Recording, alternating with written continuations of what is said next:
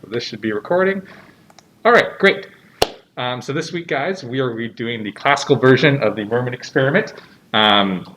Before I start, any questions from you guys on the class about last week's assignment? Chris, I saw your message. I'll work on that. But anything else on the assignment or anything related? Okay. I was just going to ask Sure. for the class. I was still a little confused with the projector stuff. Okay. Is the Mermin experiment going to go over that a little bit more? I won't be going over that today, but I'm trying to see through my notes. Yeah, I was also a little bit confused on the projector stuff, so I'm assuming he'll go into it in greater detail. Do you have any particular questions that you can formalize on like which projectors you thought were confusing? I mean, even the example you showed, like one right there, Right. where he was kind of like, it will give you 50% of the time, it'll give you the, I guess, yes. Yeah. I guess some formal questions I have is like, what's yes? And if it's 50-50, so I guess, is this just how we do measurement? Because I was like, isn't this the exact same thing as measurement? If we measured that state, wouldn't it be 50-50 would be 0, 50% of the time would be 1-1? So Like, is that the same thing as just regularly measuring it? Is this, I guess, the implementation of how we measure things? Right. Or am I missing something completely? This is like completely something different. Yeah, that is a great question. Because we start off, like you said, with the 0-0 state. And then if you were to just measure that state, you would assume because it's not in a superposition, you would get straight up 0-0. At least that's my interpretation of it. Like both the 2 bits both would get 0 as like 100% probability. So then now when we're measuring it with this, the AA basis, or like the A, like ket A, then bra A, I'm assuming it is the implementation, that it's like this is just a way of doing like a certain style of measurement, and like all those different projectors are different styles of measurement. And like that would make sense. Yeah, and then like to answer like what I think my interpretation, again, I'm going to ask Dr. Sabri because I'm also a little bit shaky, so this is just what I got out of it. The yes and no I thought was like to the like question he was asking. Like so for this case, the question we're asking is like, is this A or something like that, and we get this. I don't know why it's only 50%. Is it A? Because like shouldn't there be like a no somewhere in there that like comes out of the math? That I wasn't sure of.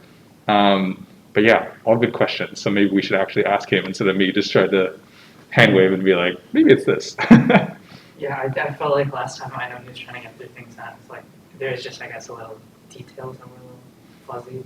Yeah, I mean he will go over it. Or at least I assume he will go over it and go over it again. So good questions though. Yeah, because I also definitely am not sure where the objectives are going like that. But since we're going towards the Mermin experiment, I'm assuming we will go over that and use projectors in that. So that's where we're going. Yeah. Any other questions on projectors or anything like that? Okay. All right, great. Let's move into the tutorial.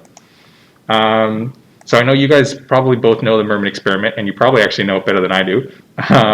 But I was just going to go over a quick summary, since it's been a couple weeks, of what happened in the Mermin experiment and what we're leading up to. And then we will actually implement it. I'll implement it in Python, and then you guys have a small assignment to do this week. So this is what we are up to. All right, back to the Mermin experiment. Favorite paper. Definitely sells on some of the problems with, the conundrums that we have with our quantum intuition versus classical intuition. Don't want that to freak out.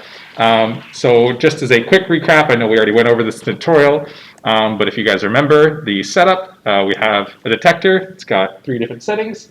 Then based on a particle, it can flash red or green that comes in. So we do this thing where we set up 2 different detectors on either side, and we say, okay, we're going to shoot 2 particles of the same type on either direction, and then there's going to be 2 detectors set to a random setting.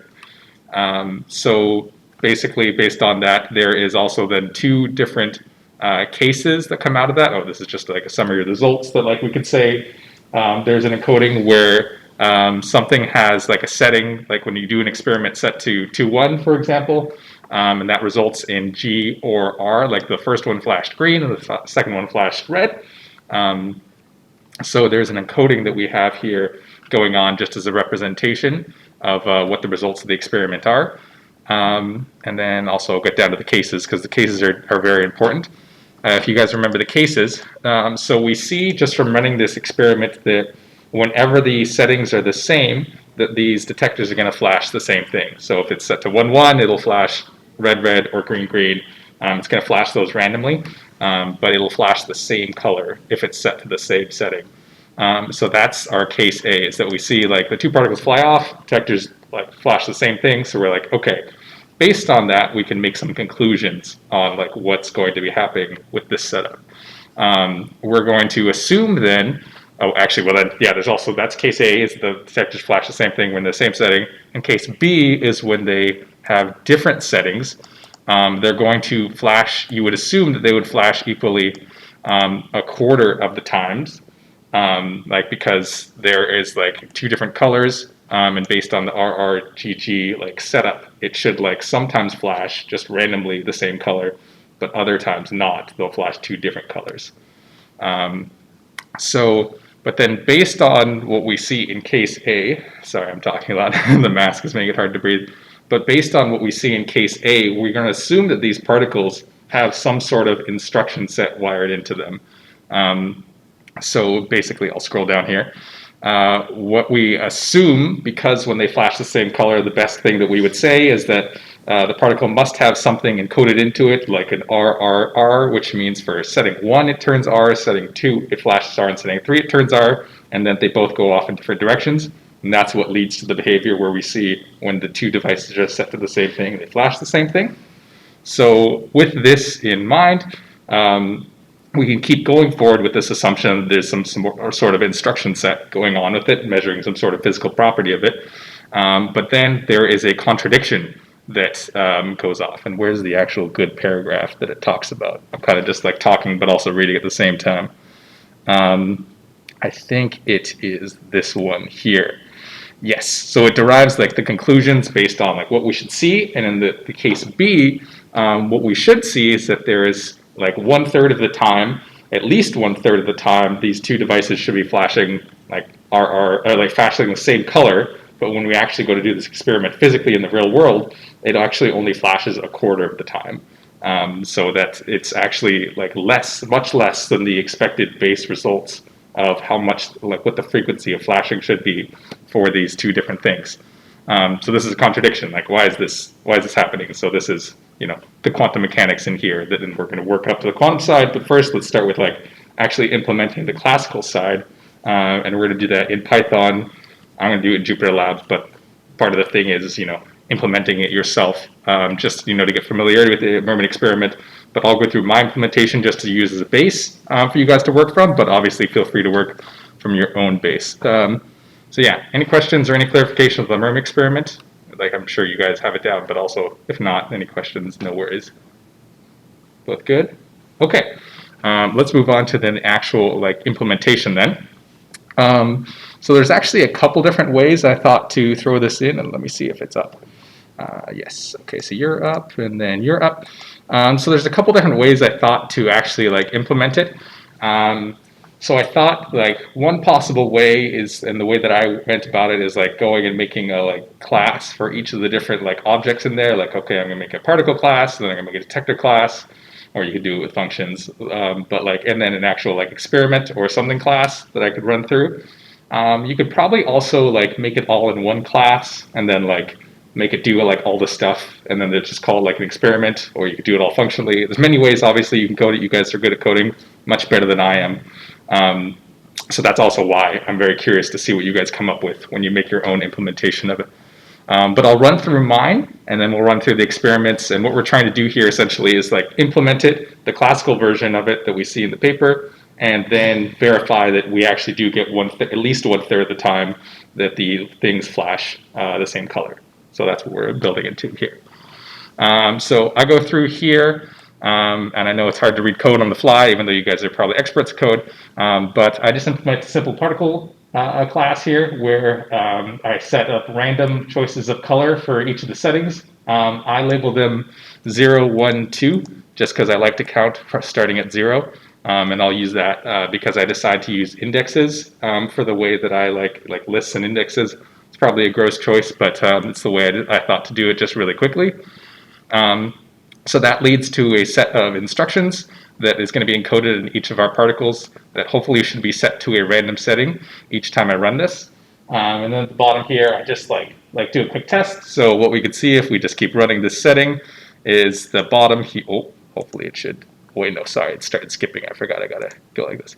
So the particles, whenever you click on it, should have different instruction sets there, GGG, RRR, and this is like the instruction set that it's encoded is like the list there. So it just runs randomly each time we create a particle, and has a random setting. And that matches what the paper is with the assumption that we have a particle and it's got some sort of instruction set built into it that is random but equally distributed between all the different colors. So that is that first one. Then I go through and I make a class detector. And this is also very simple. What we're doing here is it just has some setting, and that setting is randomly determined before we actually run the experiment. So the detect is like when we actually see a particle.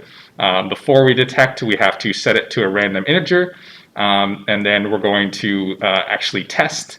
Like what I'm doing here is I'm just using like the instruction set of the particle that we take in and like seeing what the setting matches to which index of the instruction set, and then that'll give us our color as a return. So if we run this guy to actually like run a pseudo detection, we see the particle detected and the detector flashed the color R, and the setting was set to 2. And if we scroll back up here, I actually pass in the same particle that we used earlier. So that makes sense because the setting was set to 2 and the setting, like the color for 2 was R, so should have flashed R, so that makes sense. We can run this again just to make sure, just for my own sanity check. Setting was at 0 and the particle up here was set to 0, so everything checks out that hopefully this is reading our base particle that we're setting in. Then going through quickly, sorry, any questions on those? I know you guys, it's also probably you'll read it later after I post it, which I know you probably don't understand it, but just in case you don't, it's easier to parse it at your own pace. Then basically what I do is I set up a Mermin experiment where I take in 2 detectors and then it generates a particle for itself that I call it particles, but imagine the particles are shooting off in both directions and it's just only needs one because it's the same one for both detectors. And then I do a little run experiment where it just does the detection on that set of particle, that particle. A new random particle is made. Then I detect on both detectors A and B, and I go through and I then return this little string that we saw before, where it was I'll put it down here, was setting, and then ran the color that we see. So those are our test results that come out. So then running this guy, I just throw in random detectors and it should generate a particle. So here, sorry, I should have formatted the results nicely. But based on a given instruction set, we run a test and we get when both devices are set to 0, so we see the same color, so good. We're matching some results. We can run it again. Actually, well, I just made it into a loop down here just so I could loop it through. And I didn't implement it actually analyzing the results in Python, but I'm sure that's really easy to do. But we can loop this code and see that there's a bunch of results. So let's loop it say 100 times. Hopefully that shouldn't take too long to make. Okay, perfect. So here, looking at the results just to make sure that everything is hunky-dory based on our encoding, we should see every time it's the same, it should flash the same. Yeah, great.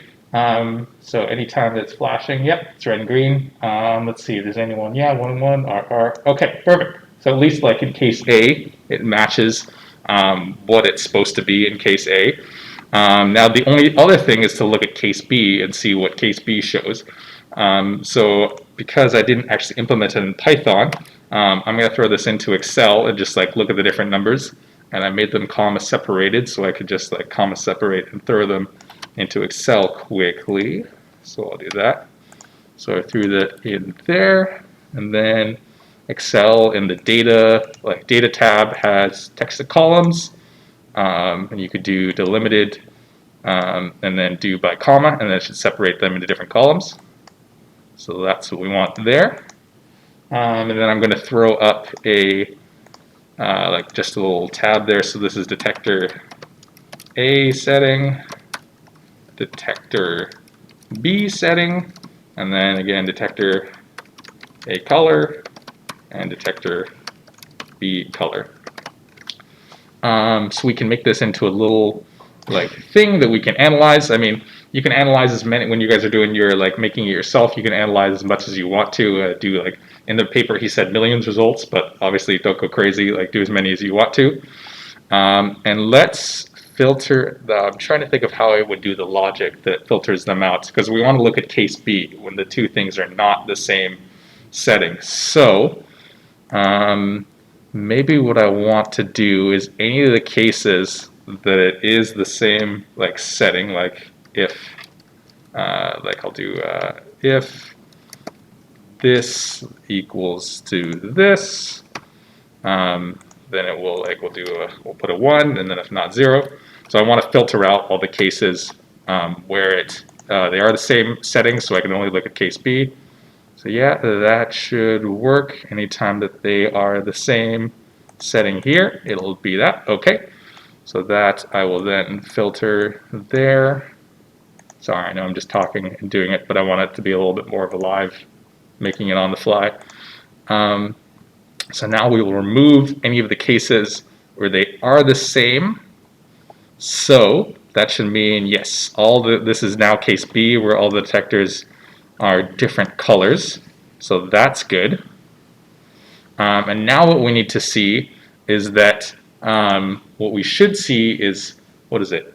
1/3 of the time that there should be the same color for different settings, I think is what we're looking for. Because yeah, pretty sure it's 2 of the 6 cases that we have, that we went through that last time. 2 of the 6 cases where it should be a different color. So let's make a little thing that's called like color is same. And we're going to do like compare like if this color is equal to this color, then we'll do it to like, I'll just put a little string that says like same, and if not, it's not same. That should hopefully, so not same, and then double click in there. Oh, that's not right, I must have done something wrong. Or is there none that where they are the same? Should the first one be the same? They're both red. Oh yeah, they are. What did I do wrong here? Oh, I put only 1 equals. Hold on, is that not how you do comparisons in Excel? I thought that's what I just did with this one here. Did I mess something up here? C3 is equal to D3.